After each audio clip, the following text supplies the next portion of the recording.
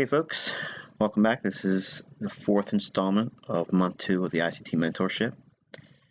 We'll be specifically talking about why losing on trades won't affect your profitability. What trading with fear of taking losses actually does to your trading. While staying concerned about taking a loss promotes fear-based decision making. Equity that is managed by traders that cannot take a loss can't profit long term. Losing is inevitable. Fear-based decision making keeps focus on the adverse. Finally, fear-based decision making fosters trade paralysis or inability to execute efficiently. Now, why profits are achievable despite taking reasonable losses. The professional equity manager understands that losses are costs of doing business. Using sound equity management and high probability setups yield handsome percent returns. Trading scenarios that encourage potential 3-to-1 reward ratios provide initial foundation. And finally, defining trade setups that frame 5-to-1 reward to risk or more efficiently cover losses.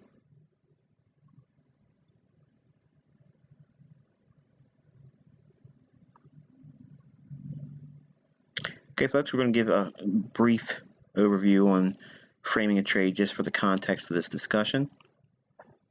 Looking at this sample size of data as it relates to price action, we're going to be referring to a specific concept known as market setup and framing the risk to reward multiples. Obviously, we're going to use a standard in my repertoire, the bullish order block. As we can see here, the market returns to a previous institutional area of buying, noted by the down candle prior to the previous rally higher. By noting the down candle or the bullish order block, high to open price defines the fair value gap or most probable support.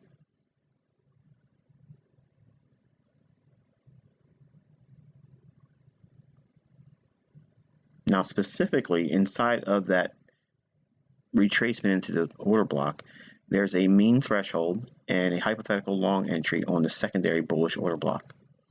What I'm going to refer to is this down candle here.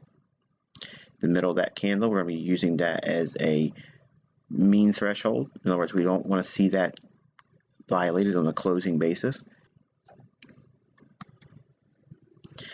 Now, using 20 pips as the trade stop loss easily frames reward multiples of 3-to-1 reward to risk and 5-to-1 reward to risk, or even higher. Noting an old high, 20 pips above it gives us a nice objective above where price would be retrading to.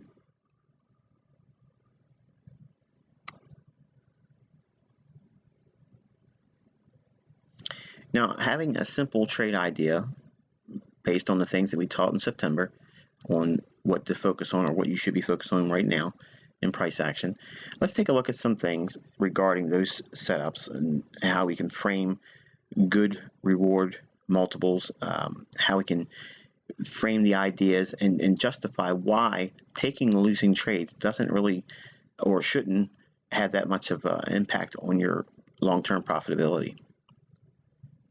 We're going to assume that we're using a hypothetical account size of $5,000.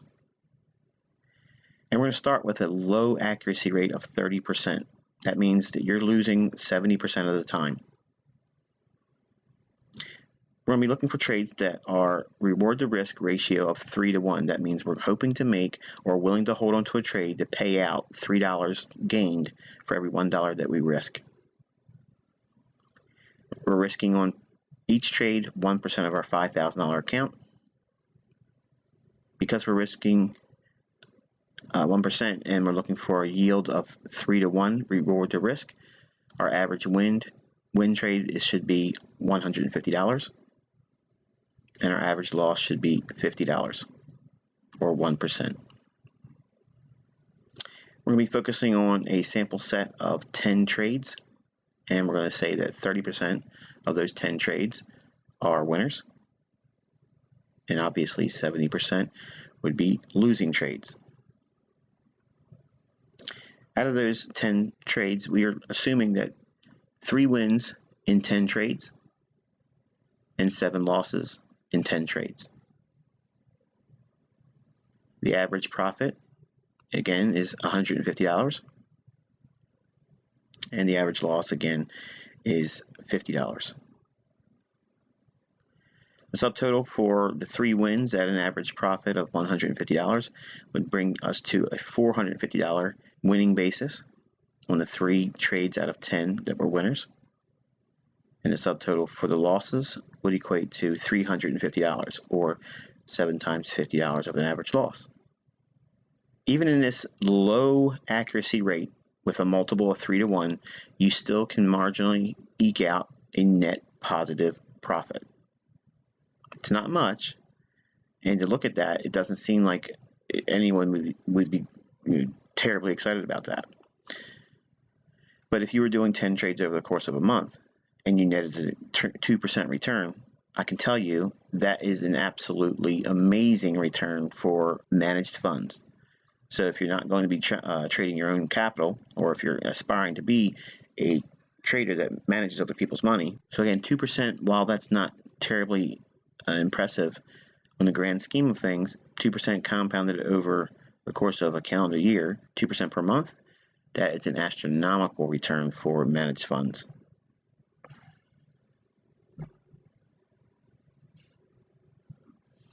Let's assume for a moment now we're going to start focusing on reward to risk multiples of 5 to 1. That means we're trying to make $5 for every $1 that we risk. And we're keeping the same sample set of looking at 10 trades, and we're still looking at the accuracy rate of 30%. The only thing that's changed now is we're framing trades that have a multiple of 5 to 1 reward to risk. Suddenly our 3 winning trades out of 10 sample set, the average profit becomes $250, or 3 wins at $250 average brings us a subtotal of $750. The 7 losses in the sample set of 10 trades, average loss is $50. That still leaves us at a subtotal of $350. $750 minus $350 gives us a net profit of $400, or a 8% return. Now again, if we're looking at 10 trades over the course of 1 calendar month, to see results like this with a very, very low accuracy rate of 30% still brings us an 8% return. That's a wonderful return for a monthly rate.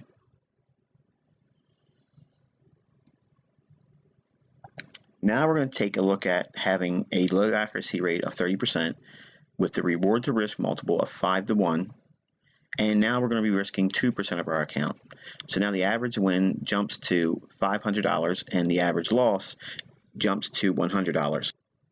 Again, keeping accuracy at a low 30% accuracy. That means we're losing 70% of our trades.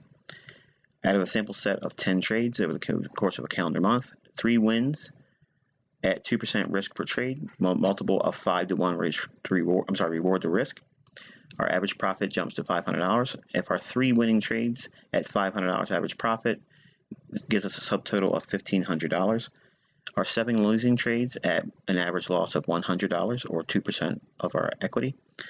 The subtotal would obviously be at $700. Now, the average loss and average profit would increase as the equity increases or drops.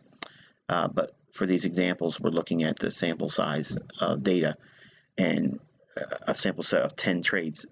So the details are being shown here with a very hypothetical basis. But with a subtotal on the 3 wins of $1,500 and the 7 losses, subtotal of $700, that would give us a net gain of $750 or 15% return.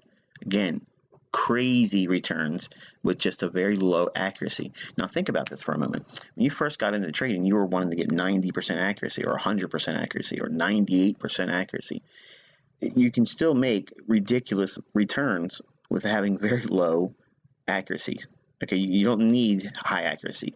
You need the framing of the reward to risk multiples in your favor. And we didn't really go crazy with our risk either. We're only doing 2% maximum per trade. All right, so now we're going to look at an accuracy increase to 40%. Nothing's changed outside of the previous example here. So now we're going to say 40% of a sample set of 10 trades. 4 of the 10 trades are winning trades. Average profit per trade still at $500. Our 4 trades at $500 average profit brings us a subtotal of $2,000. Our 6 losing trades out of the 10, average loss still remains at $100 per loss. 6 of them would give us a subtotal of $600. That would give us a net profit of $1,400, which would be, again, that's a 28% return with just a 10% increase in accuracy, the factor of 2% per risk, and reward to risk ratio, again, framing on a model of 5 to 1.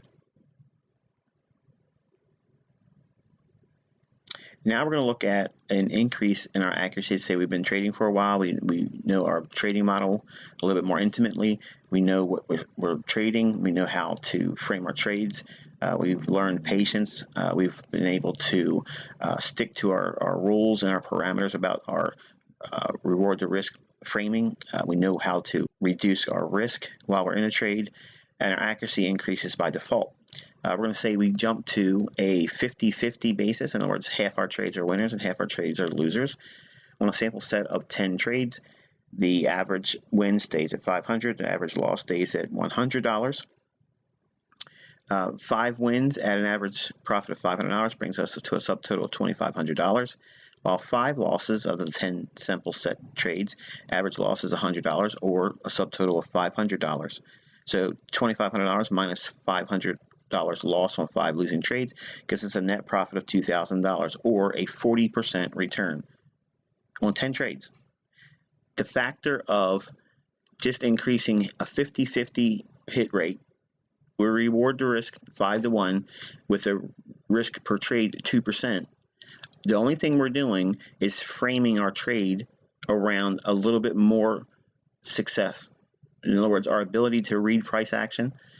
Look how fast our multiples jump up. And we haven't increased the number of trades. We haven't increased the risk per trade either.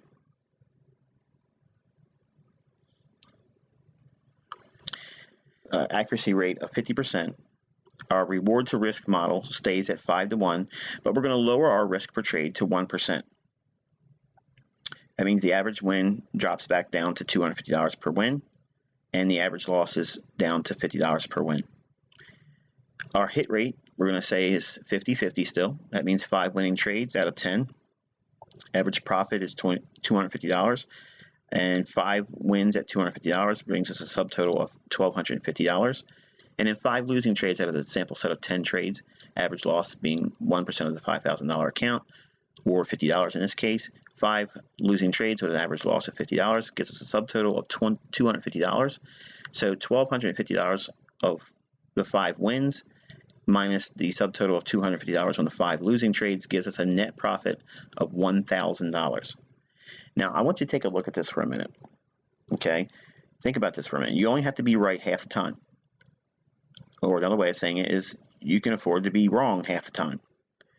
You're looking for trades that pan out 5 to 1, and you're risking 1% of your account. Now, think back to the moment when you first started learning about trading, and you felt that you had to put big risk on. We're not talking about 2%, which is the industry standard here. We're talking about 1%. 1% makes millionaires.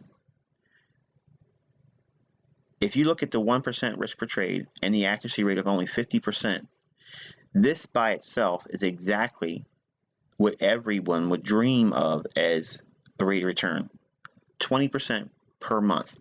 If you could get 10 trades per month, half of them be wrong, but framed all of them on 5-to-1 reward risk with 1% risk only, your rate of return is 20% with only 1% at risk. This is optimal trading goals. This is exactly what you should be aspiring to do. You're not trading a lot. You're not demanding a high rate of success or accuracy. You're not pushing the limits on your risk. You're keeping it at a low. You're doing half the industry standard in terms of risk per trade. Usually it's 2% maximum. Okay, well, we're doing 1%. Let me ask you a question. What if you were to drop that risk per trade down to 0.5%? Would you be upset with 10% return per month? My question would be, why would you be upset with that? Now imagine if we were to consider what was 2% per month with 30% accuracy, 1% risk per trade, with 3-to-1 reward to risk model on our first example. That's exactly what large funds look to do for their clients over the calendar year. They're looking for 1 to 2% per month, and if they can compound that over the course of a year, they can give their investors a 25 to 28% return on the year. And believe me, there are millions and millions of dollars sitting out there that would love for someone to be able to do that for them. So you don't need to have these astronomical rates of return per month to manage other people's money. Believe me, they would go crazy if you give them 1%, 1.5%, 2% per month. And you only need to do 3-to-1 reward risk to do that with 1%. If you do 1% here and you have a 50% chance of being accurate and you frame your trades around 5-to-1, look how easy it is to get into a really high-end yield for the month. 20%. You don't have to trade every single month if you're managing your own money or other people's money. See, this is an optimal goal because it gives you the cushion to do basically half the year of trading. There are some months in the year that you don't really want to be trading. So if you can do a multiple of 5-to-1 and yield really handsome results, and I'm not saying that everyone's going to get 20% returns or higher every single month, but this should be a good trading goal for you to frame your trades around. We're expecting only half your trades to be accurate, framing on 5-to-1 reward to risk, keeping your risk low, 1%. By doing this, it gives you the optimal objectives, it gives you low-hanging fruit, it doesn't force performance, and it gives you an opportunity to relax and actually enjoy the process of trading. There is no fear that's justified in taking losses. They are all part of this business. It's all part of the game. It's all part of your job as an equity manager. You're going to weather losses. You're going to assume losing trades. That's all cost of doing business. No one goes through their career without taking losses. You're going to have lots of them. If you trade for a long time, if you had a column of all your wins and all your losses are going to be very, very long in the list. But it does not dampen or does not remove the profitability factor that's still available to traders that know how to frame their trades with good multiples of reward to risk, keeping risk managed and defined, and thinking about how they're going to trade with these parameters. If we use the example we've shown in the beginning of this video, with a 20 pip stop, all you have to do is take, well, what's 1% of $5,000? It's $50. So if you had a 20 pip stop, you divide that by $50. And that'll give you your dollar per pip leverage. And that's what you would use for your trade. And that would give you all of these numbers that you see here. Now, again, we can only speak in terms of hypothetical, but it's a rule or a general principle that you're going to build on as a trader, highlighting the fact that you don't need high accuracy. I did not show 60% accuracy. I didn't show 70% accuracy. I didn't show 80 or 90. None of that's necessary. But as time goes on and you grow in your proficiency and your understanding about price action, and you as the trader, by default, your accuracy rate will increase. And you'll never demand or need for it to be higher than 50-50. So until the next discussion and next teaching, I wish you good luck and good trading.